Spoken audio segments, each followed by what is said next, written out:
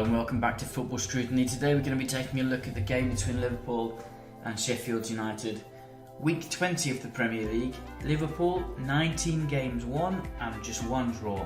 We're going to take a look at the tactics which helped Klopp overcome the 5-3-2 of Sheffield United and maintain their throne at the top of the Premier League as they look for their first title in 30 years. Let's take the Liverpool squad first as they relentlessly push on towards the title. Seemingly just get better and better as the weeks go on. Only missing Matip, Gomez steps in to his place. Milner steps in for the injured Oxlade-Chamberlain. Henderson takes up the middle of the pitch instead of Fabinho. And the front three, as you would expect, Salah on the right, Firmino in the middle and Sadio Mane on the left. Sheffield United lined up with their 3-5-2 or 5-3-2 in the defensive phase. It's the first time Liverpool have come up against a team playing with five at the back since they played against Manchester United at Old Trafford, where they almost came unstuck, which is the first game this season which they've dropped points. So it's going to be an interesting tie. We're going to take a look at Liverpool building from the back. In the first 15 minutes we saw Sheffield United play an active high block when they could.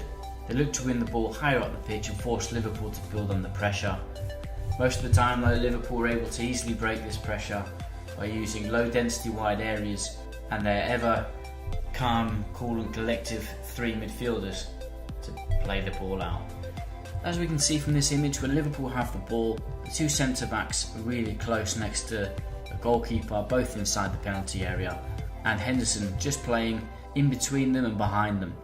This gave Liverpool a 4 against 2 situation in that build up. We can also see Alexander-Arnold and Robertson, the two Liverpool fullbacks, staying deep in the build-up phase unless they were released by rotation, with Henderson dropping deep and wider into those positions and allowing the fullbacks to move forward.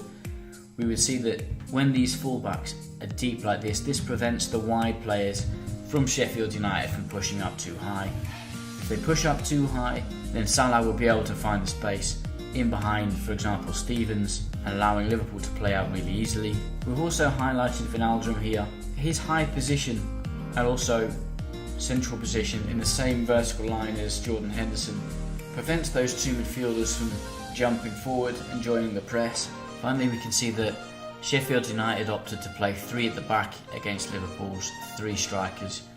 This doesn't happen very often, but with the added support of Norwood in that middle position, that prevents Firmino from dropping into the false 9 situation and being able to play out easily.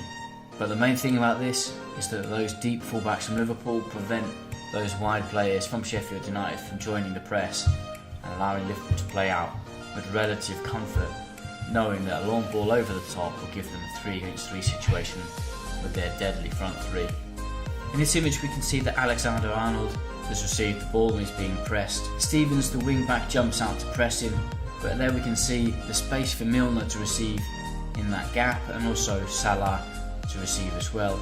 It's a big distance between O'Connell and Stevens, and not many teams would want to press too high up, allowing space in behind their defence.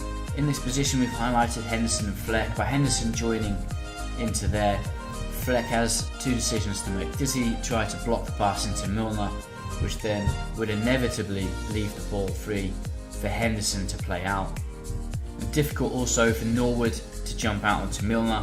If he does and he loses his position, then there's definitely a 3 against 3 in the entire part of their half, including if Milner was able to get past Norwood, it would be a 4 against 3 situation, which no one wants to get into with those Liverpool strikers.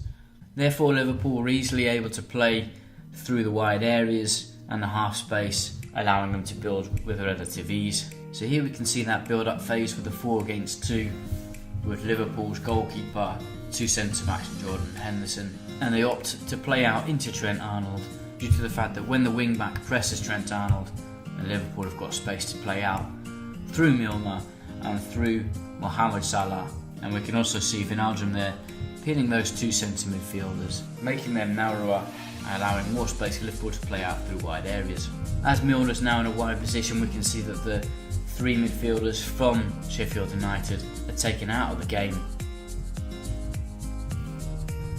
All this just from the fact that Liverpool's fullbacks are playing deep, close to their penalty area. We can also see that O'Connell, the centre-back, is jumping out towards Milner, and Norwood would be trying to fill in to create that back three.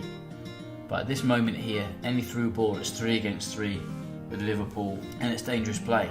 In the end, Milner looks for the pass to feet into Salah, and we can see the entire team of Sheffield United getting back quickly and also trying to press into that small area. By offloading the ball back into midfield, it almost plays into Sheffield United's hands a little bit. Any ball in behind though, and there's trouble. However, with this backwards pass, if Liverpool are then able to switch the ball from this side into the opposite side with Robertson, or in behind the shoulder of the number 2 into Sadio Mane, then there could be also trouble. Now we're going to take a quick look at Liverpool attacking against a low block. This has been one of Liverpool's main improvements this year, breaking down low block teams. Liverpool's transitions have been so good over recent years, the teams are sitting back and playing deeper against them. Playing against 5 at the back, Liverpool struggled to break down Manchester United in the first half when they played at Old Trafford this season. And they adjusted their system to play against it. Let's look at how they did it against Sheffield United. This image highlights nicely how Liverpool tried to break down a low block. Firstly, we're highlighting Firmino, and in this case James Milner, how they're trying to fix 2 of the centre-backs on the strong side of the ball. And we can also see the arrows which we've drawn to highlight the rotation from Liverpool. Here Jordan Henderson is going to drop into that half-space position, creating a 3 against 2 situation with Van Dijk, Gomez and himself. 3 against 2 against the 2 forwards, allowing them to play out on the side of Henderson or Van Dijk if need be. In this case we're going to talk about Henderson, so playing out on Henderson's side, Wijnaldum would then drop into that 6th position, offering a 4 against 2 and preventing any counter-attacks. But the important part here is the fact that Alexander-Arnold can get into a forward position, and Salah can either receive a ball over the top into that space in between Stevens and O'Connell to get in on goal, or he drags Stevens out of position, allowing the ball to come into Alexander-Arnold. And this of course is the end structure, like we mentioned, that 4 against 2 situation in the middle with Henderson providing 3 against 2 and playing out, but the defensive balance with a 4 against 2. Alex-Arnold, if Stevens doesn't jump out to him, has got plenty of space to receive, and if he does, he can either play a ball down the line into Salah, or even Henderson or Gomez can just play that ball straight over the top.